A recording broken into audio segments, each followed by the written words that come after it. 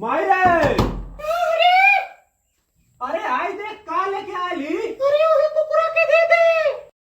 हाँ वही दिखा दे। कैसा आई आई माई खातिन पाउडर आई लिपस्टिक आई दिखा दे।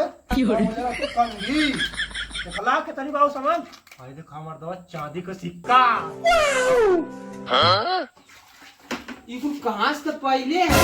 अरे भाई तू चुप रहा आई ना अब आई तो सामानिया और रख ले लिया के आई दिखा दे सेंट साबुन ना आए खातिर तो के करे बड़ा सामान लिया है। अरे बाबू भाई तू चुप रहा आई दिखा दे पैसा मर्दवा। अच्छा तोरे खातिर देसी लेके आए देखा दे। करे सारे ये तो कहाँ से पहले है? अरे मर्दवा बाबू तू ना जन बा वही चौरावा पे ना रखल भाग बहुत दोगला बाटी थी गड़ुआ हो कार्य तो